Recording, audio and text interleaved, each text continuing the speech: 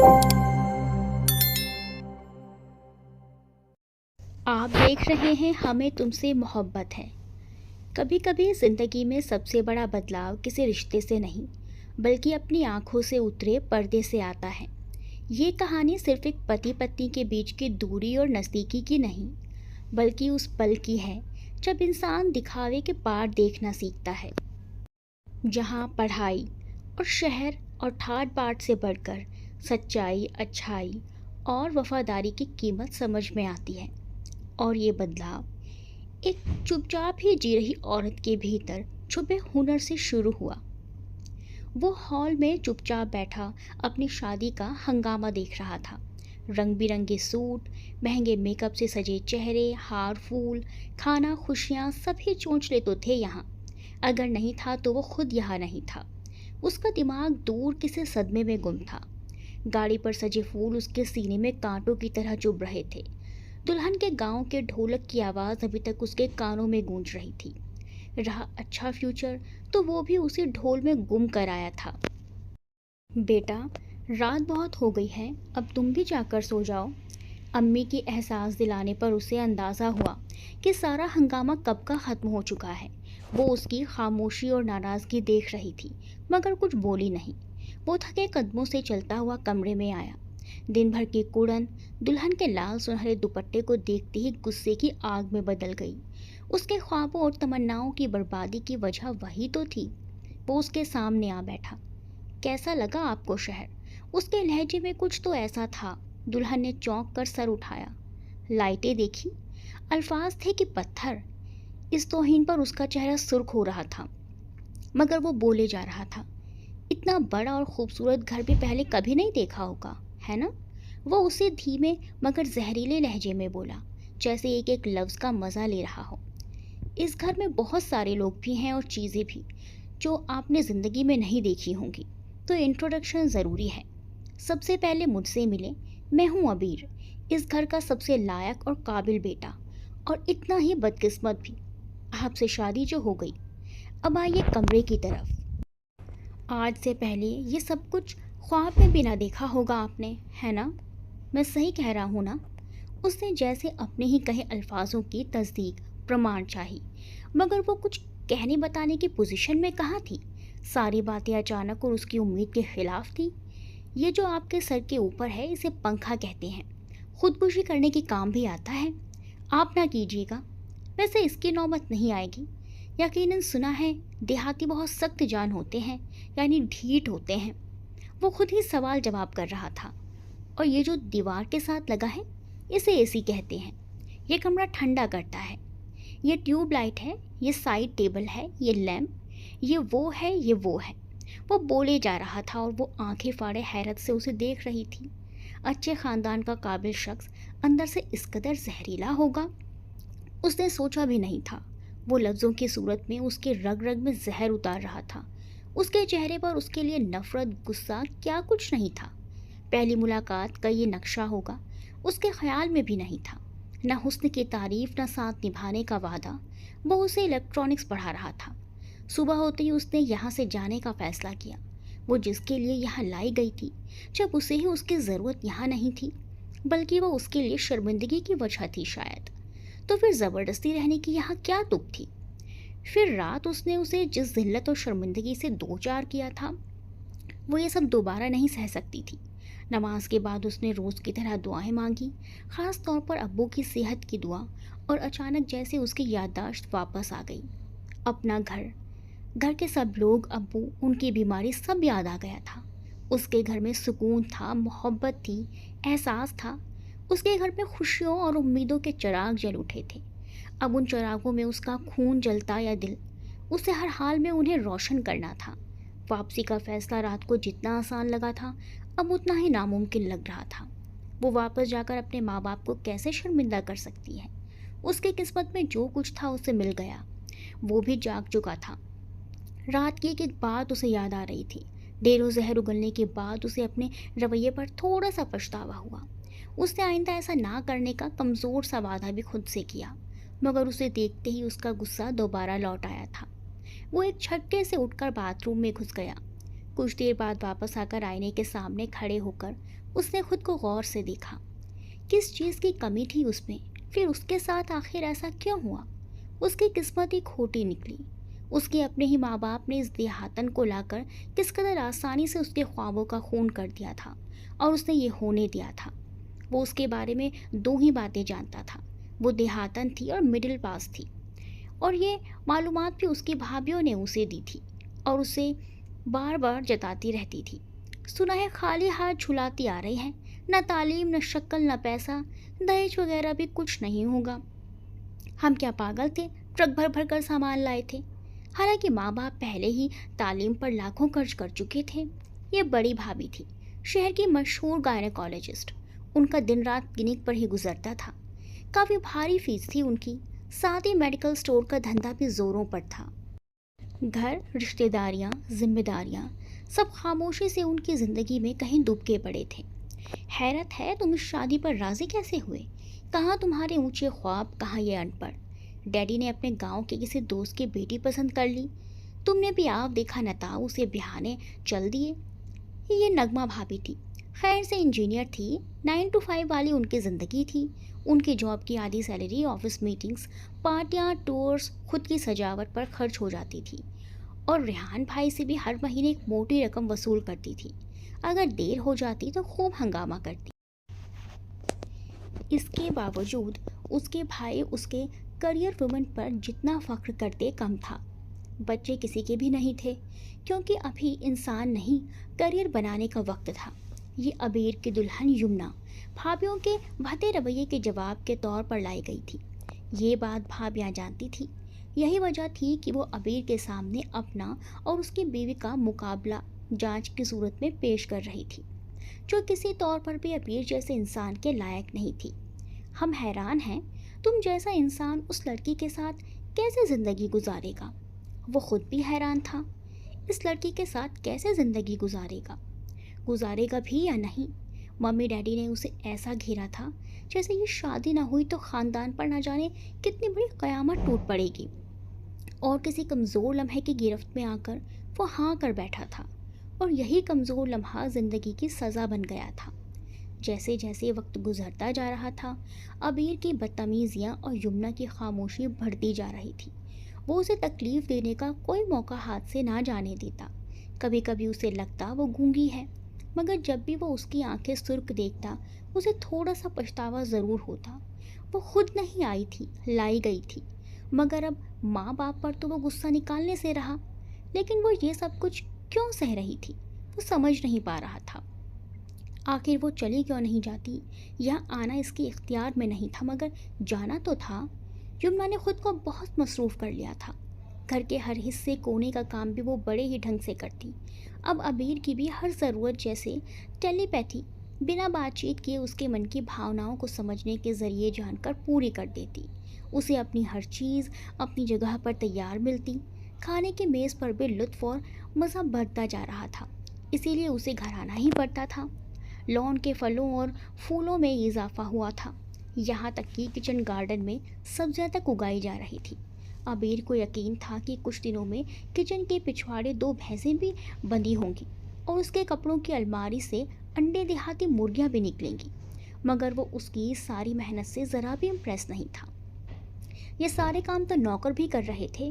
یمنا نے شروع میں یہاں رہنے کا فیصلہ ماں باپ کی محبت میں کیا تھا، اس کے بعد باقی سب کچھ عبیر کی محبت میں۔ وہ ناراض شخص کب اس کے دل میں آ بسا تھا اسے پتہ ہی نہیں چلا۔ اس کے آس پاس رہنا، اس کے کام کرنا، یہاں تک کہ اس کی ڈانٹ کھانا بھی اب اسے اچھا لگتا تھا۔ اس کی اتنی فرما برداری پر وہ اور چڑ جاتا۔ اسے یہ سلیقہ مند مشین نہیں چاہیے تھی، اسے ایک حسین، ایجوکیٹڈ، اعتماد بھری بیوی کی ضرورت تھی، جو اس کے گھر کے اندر ہی نہیں باہر کی زندگی میں بھی پوری طرح سے شریک ہو۔ کچھ اختلافات، مت بھید کے باوجود وہ اپنی بھابھیوں کو بہت پسند کرتا تھا۔ وہ ذہین، بدھیمان تھی، ہائر ایجوکیٹڈ اور اپنی فیلڈ کی قابل۔ ان کی اپنی ایک الگ مضبوط شخصیت تھی، وہ کسی کی محتاج یا پابند نہیں تھی۔ مگر عبیر کی بدقسمتی یہ تھی کہ اسے بیوی اپنی پسند کے بالکل الٹ ملی تھی، جو صرف گھر چلا سکتی تھی۔ حالانکہ آج کی دنیا میں عورت کے لیے ریزرو میں سمجھے جانے والے کام، یعنی گھروں کے زیادہ تر کام، اب مشینیں زیادہ بہتر کر رہی ہیں، بچے ہاسٹلوں میں زیادہ اچھے طریقے سے پل رہے ہیں۔ ایسے میں عورت کی قابلیت کو گھر میں دفن کرنا کہاں کی عقل مندی تھی؟ مگر اس کے ساتھ وہ یہ حادثہ ہو گیا۔ اس کی بیوی میں اکیلے گھر سے باہر نکلنے کی قابلیت بھی نہیں تھی۔ اس کی ساری دلچسپیاں گھر اور شوہر تک محدود تھی۔ وہ ذرا سا بھی بیمار پڑتا یمنا بے چین ہو جاتی۔ ایسی فکر اور بے چینی تو اس نے امی کے چہرے پر بھی کبھی نہیں دیکھی اپنے لیے۔ اس کے باوجود وہ اسے کوئی اہمیت نہ دیتا۔ وہ ایک پریکٹیکل آدمی تھا۔ وہ آفس کے لیے نکل ہی رہا تھا جب ڈیڈی نے اسے بٹھا لیا۔ ہم سب تمہارا رویہ دیکھ رہے ہیں، لیکن بولتے اسی لیے نہیں کہ یہ میاں بیوی کا مسئلہ تم آپس میں ہی حل کر لو تو اچھا ہے۔ ڈیڈی، آپ نے اور امی نے اپنا بڑھاپا آرام دہ بنانے کے لیے بیٹا قربان کر دیا۔ ایک مڈل پاس گاؤں کی لڑکی میرے سر بنتی، نبھا تو رہا ہوں اب، اور کیا کروں؟ وہ بری طرح ناراض تھا۔ تو تم کو اس بات پر اعتراض ہے کہ اس کا تعلق گاؤں سے ہے؟ وہ اسے غور سے دیکھ رہے تھے۔ بیٹا، گاؤں کا تو میں بھی ہوں، گاؤں سے شہر آیا تھا۔ تمہاری ماں بھی ایک دیہاتی کی اولاد ہے، تو پھر ہمارے لیے کیا سزا ہے؟ بولو۔ رہا سوال اس کے مڈل پاس ہونے کا، وہ اسے خاموش دیکھ کر دوبارہ بولے۔ اس کی وجہ یہ ہے کہ گاؤں میں مڈل تک ہی اسکول تھا۔ اس کے بعد کی داستان قربانی کی داستان ہے، جس میں تمہیں یقیناً کوئی دلچسپی نہیں ہوگی، لیکن صرف تمہاری معلومات کے لیے بتا رہا ہوں۔ یمنا کا باپ ایک قابل پروفیسر تھا، سارے جہان میں علم گیان بانٹنے والا۔ کیا اپنی اولاد کو بھول جائے گا؟ اس نے بیٹی کو شہر بھیجنا چاہا، مگر وہ خود نہیں گئی۔ جانتی تھی باپ بیمار ہے، گھر میں مسائل ہیں، اسی لیے اس نے پڑھا تو بہت کچھ، مگر پرائیویٹ، اپنے قابل باپ کی نگرانی میں۔ وہ بول رہے تھے، مگر وہ بے تعلق سا بیٹھا تھا، جیسے اس کا اس بات سے کوئی تعلق ہی نہ ہو۔ بیٹا، اپنی بناوٹی اور نمائشی دنیا سے باہر آؤ۔ انسان کی قدر کرنے کے لیے اتنی بات کافی ہے کہ وہ انسان ہے، اور جان لو، علم ڈگری کا محتاج نہیں، نہ ہی ڈگری علم کی گارنٹی ہے۔ میں برسوں سے یمنا کے باپ کو جانتا ہوں۔ میں نے دیکھا ہے کہ مسئلوں کے باوجود یہ سب ایک دوسرے سے جڑے ہوئے ہیں، ایک دوسرے پر جان چھڑکتے ہیں۔ تب مجھے یقین ہو گیا کہ میرے خاندان کو سینس لیس اور خود غرضی سے اگر کوئی بچا سکتا ہے تو وہ یہی لڑکی ہے۔ وہ بڑے یقین سے کہہ رہے تھے، یمنا ہی وہ لڑکی ہے جو تمہارے گھر میں اس نسل کی بنیاد رکھ سکتی ہے جو محبت، خلوص یعنی سچائی اور احساس جیسی خوبیاں رکھتی ہو۔ میں تمہارے سامنے یہ باتیں کرنا نہیں چاہتا تھا، مگر حقیقت یہ ہے کہ تمہاری ماں سے شادی میری زندگی کی سب سے بڑی غلطی تھی۔ میں اپنی اولاد کو نہ ماں دے پایا نہ گھر۔ ان کے لہجے میں پچھتاوا تھا۔ پھر میرے بیٹے بھی چمک کے پیچھے ہی بھاگے۔ میں انہیں یہ نہیں بتا پایا کہ لوگ شادی کے لیے خاندان، حسن و دولت دیکھتے ہیں، مگر تم دین دیکھنا، کیونکہ ان کی ایسی کوئی تربیت ہی نہیں کی تھی ہم نے۔ اپنی اور اپنے بیٹوں کی زندگی برباد کرنے کے بعد میں اس نتیجے پر پہنچا کہ عورت کا گھر میں رہنا کس قدر ضروری ہے۔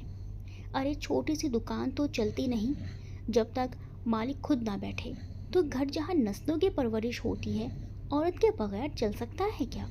یہ بات اب تو تمہاری ماں کی بھی سمجھ میں آ گئی ہے۔ اسی لیے میں نے جب یمنا کو تمہارے لیے پسند کیا تو اس نے میرا ساتھ دیا، کیونکہ وہ بھی بہوؤں سے بہت مایوس تھی جو اپنی زندگی میں سے کسی کو کوئی وقت، حصہ یا حق دینے کو تیار نہیں۔ پھر تم بھی کسی نہ کسی طرح مان گئے۔ شاید خدا کو ہمارے خاندان کی بری حالت پر رحم آ گیا بیٹے۔ میں اپنے ہی گھر سے مایوس اور ہارا ہوا انسان ہوں۔ ان کا لہجہ ٹوٹا بکھرا تھا۔ یمنا کی صورت میں امید کی ایک کرن چمکی۔ اسے بجھنے نہ دینا۔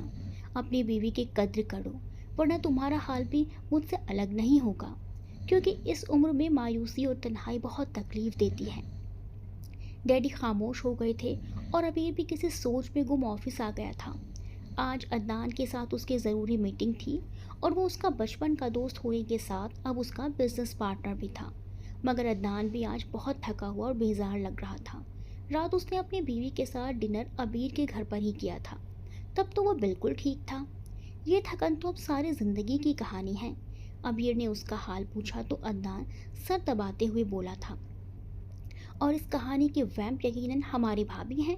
ابیر شرارت سے مسکرایا، بالکل۔ ارے ہاں، بھابھی سے یاد آیا، تم دونوں میاں بیوی بڑے چھپے رستم نکلے، اور زیادہ افسوس اس بات کا ہے کہ تم نے بھی کچھ نہیں بتایا۔ عدنان شکایتی لہجے میں بولا، بھائی کیا نہیں بتایا؟ अबीर उसकी बात समझ नहीं पा रहा था। आज का अखबार देखा, हमारी भाभी का ज़बरदस्त कॉलम छपा है। अदनान ने जैसे ब्रेकिंग न्यूज़ दी। भाई क्या पकड़ है अपने टॉपिक पर और क्या नज़रिया है। मैं तो यही समझता रहा कि ये किसी बड़ी उम्र के एक्सपर्ट का कॉलम है।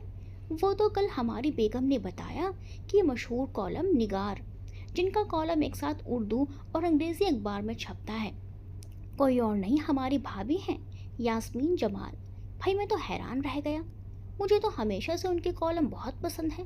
उनका फेसबुक पेज देखो, लाखों फॉलोअर्स हैं जो इंटरनेशनल इश्यूज़ पर उनकी राय का इंतज़ार करते हैं, उसे अहमियत देते हैं। तो आज था ही राज खुलने का दिन। पहले डैडी के ज़रिए इतने राज खुले और अब उसने अपने आप को बहलाया। और हकीकत तो ये है कि उसकी बीवी का नाम और काम क्या था वो दूसरों से सुन रहा था। निकाह के वक्त उसका असल रियल नाम सुना होगा, मगर तब वो जहनी दिमागी तौर पर वहाँ था कहाँ। फिर घर में सब उसे यमुना ही कहते थे। वो कैसे जान पाता कि उसके घर में उसके साथ रहने वाली यमुना की असल में मशहूर कॉलम निगार यास्मीन जमाल है। आधी आधी रात तक वो कुछ लिखती तो ज़रूर थी, दूध दही का हिसाब लिख रही होगी देहातिन। उसने हमेशा यही सोचा, अच्छा तो मैडम अखबार की दुनिया का हॉट केक है, जो अक्सर घर आने वाले अखबार की तादाद भी बड़ी थी और उसी के कमरे में पाए जाते थे। और हाँ, बेगम बता रही थी अदनान की कहानी अभी ख़त्म नहीं हुई थी।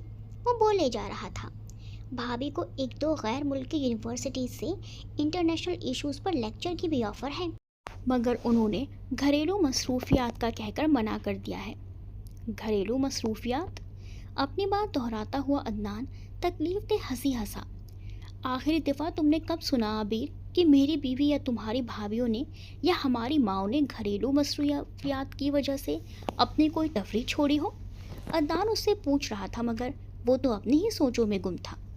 तो क्या मेरे घर का इंतज़ाम चलाना और मेरे लॉन में फल फूल उगाना यमुना के लिए इतना अहम था कि वो उसके लिए कुछ भी छोड़ सकती थी? अबीर खुद को बहुत अक्लमंद समझता था। शर्मिंदा होना नहीं चाहता था, मगर हो रहा था। झगड़ा तो दोनों के बीच काफ़ी दिनों से चल रहा था, मगर नतीजा तलाक होगा ये किसी ने नहीं सोचा था। दो वाक़यात एक साथ हुए। रेहान भाई के यहाँ बच्चे की पैदाइश हुई और नगमा भाभी की उनसे तलाक। रेहान भाई को तलाक और अपने बच्चे की माँ से वंचित से इतनी तकलीफ़ नहीं दी थी जितनी इस खबर ने दी थी कि नगमा भाभी का अफेयर बहुत दिनों से अपने एक कलीग के साथ चल रहा था। वो बहुत पहले तलाक ले लेती, मगर बच्चे की पैदाइश तक उन्हें रुकना पड़ा। वो पास्ट की कोई निशानी साथ नहीं ले जाना चाहती थी। उन्होंने कभी भी रेहान भाई को अपने काबिल नहीं समझा था, सिर्फ उनकी दौलत हासिल करने के लिए उन्हें इस्तेमाल किया था।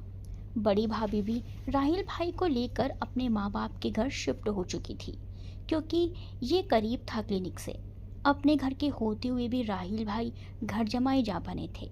अपनी बीवी पर पहले ही उनका इख्तियार कम था, अब तो वो बिल्कुल ही बेबस हो गए थे। इधर रेहान भाई की तबीयत अचानक ही बहुत बिगड़ गई थी। उन्हें अस्पताल शिफ्ट करना पड़ा था। बेवफा औरत इतना बड़ा हादसा हो सकती है, अबीर सोच भी नहीं सकता था। मम्मी डैडी अस्पताल में ही थे। अबीर अभी अभी घर गया था।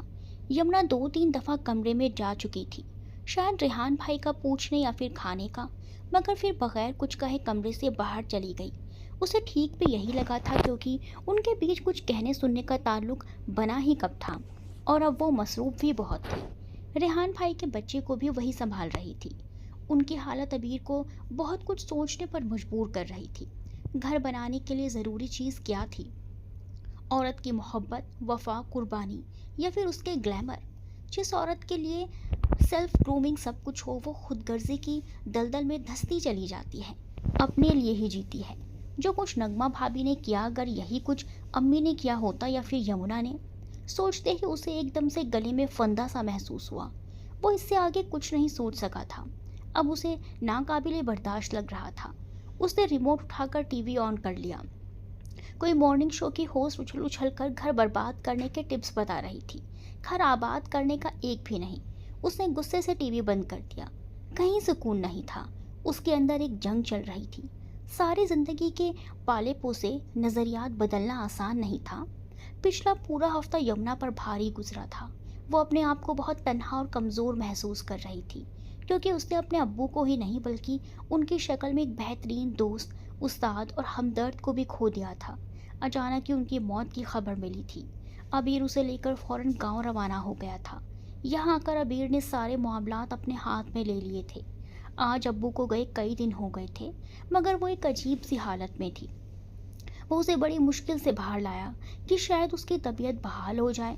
موسم خوشگوار تھا، بارش کے بھی آثار تھے۔ ان کے آس پاس ہرے بھرے لہلہاتے کھیت تھے جن میں سرسوں پھولی ہوئی تھی۔ باہر آ کر وہ واقعی بہتر محسوس کر رہی تھی اور نروس بھی ہو رہی تھی۔ عبیر کی نظریں لگاتار اس پر تھی۔ مجھے تمہارے ابو کی موت کا بہت دکھ ہے۔ وہ اس طرح شاید پہلی بار اس کے سامنے افسوس کر رہا تھا۔ میری ان سے ملاقات کم رہی، مگر میں جانتا ہوں وہ ایک قابل اور شکر گزار انسان تھے۔ ان کی یہ خوبیاں یمنا سے بہتر کون جانتا تھا۔ ابو کی پینشن کم تھی اور گھر کا خرچ زیادہ۔ کئی دفعہ دواؤں اور گروسری میں کسی ایک کا فیصلہ کرنا پڑتا۔ وہ اس وقت بہت چھوٹی تھی، مگر سب کچھ سمجھنے لگی تھی۔ تب وہ چپ چاپ جا کر گھر کا سامان لے آتے۔ امی ناراض ہوتی۔ یہی وجہ ہے کہ جب ابو نے اسے پڑھائی کے لیے شہر بھیجنا چاہا تو اس نے صاف انکار کر دیا۔ پریشانیوں میں گھرے ماں باپ کو چھوڑ کر جانا اس نے پسند نہیں کیا۔ پھر شروع میں اس نے ضرورت کے مطابق لکھنا شروع کیا، پھر دھیرے دھیرے اس کا کالم پسند کیا جانے لگا۔ حالات کو سمجھنے، ان کے نظریے کی صلاحیت کو چمکانے میں ابو نے بڑا رول ادا کیا۔ دھیرے دھیرے اس کا کالم اخبار کی ضرورت بن گیا۔ اس کی آمدنی بڑھتی گئی اور اب زندگی کے سفر میں چھاؤں آئی تھی تو چپ چاپ چلے گئے۔ تم اگر چاہو تو اپنی امی اور بھائی کو ساتھ رکھ سکتی ہو۔ عبیر کی آفر پر وہ خیالوں سے باہر آ گئی تو اس کا اندازہ غلط نہیں تھا۔ وہ ایک اچھا انسان تھا۔ پھر جس طرح ابو کے ڈیتھ کے بعد سے اس کے خاندان کے تمام معاملات سنبھال رکھے تھے، وہ اس کی احسان مند تھی۔ عبیر کا مزاج، اس کا رویہ بدل رہا تھا۔ اس کا کالم بھی وہ پابندی سے پڑھتا تھا، یعنی وہ جان چکا تھا۔ وہ اپنی سوچوں میں گم تھی اور وہ اسے بہت غور سے دیکھ رہا تھا۔ اس کی سادگی میں بھی خوبصورتی تھی۔ نہ چنی ہوئی بھویں، نہ رنگے ہوئے بال، نہ میک اپ سے پوتا چہرہ۔ اس کی صورت ویسی تھی جیسی رب نے بنائی تھی۔ میں نے تمہیں بہت پریشان کیا نا؟ اس کے لفظوں میں پچھتاوا تھا۔ اس کی آواز نرم اور دھیمی تھی۔ وہ اصل میں تمہیں سمجھ نہیں پایا اور شاید خود کو بھی، مگر اب میں نے تمہیں پہچان لیا ہے۔ تم بہت خاص ہو۔ تم مجھے وہ سب دے سکتی ہو جس کی مجھے اور میرے گھر خاندان کو سخت ضرورت ہے۔ محبت، خلوص، وفا۔ وہ تم ہی ہو جس کے ساتھ میں خوش رہ سکتا ہوں، کیونکہ انگریزی اخبار میں میرا کالم چھپتا ہے۔ وہ خود کو کہنے سے روک نہ پائی۔ نہیں عقل مند لڑکی، یہ سچ نہیں، بلکہ سچ تو یہ ہے کہ میں تم سے امپریس ہوں، صرف تم سے۔ وہ بڑے یقین سے مسکرایا۔ موسم کے ساتھ ساتھ اس کا لہجہ بھی دلنشیں تھا۔ وہ اس کے چہرے کا ایک ایک نقش دل میں اتار رہا تھا۔ جو آج تک نہیں بتایا تھا وہ سب بتا رہا تھا، لیکن یمنا کا دل بس اتنا کہہ رہا تھا، تمہاری بات لمبی ہے، مثالیں ہیں، دلیلیں ہیں، ہماری بات تو چھوٹی سی ہے کہ ہمیں تم سے محبت ہے۔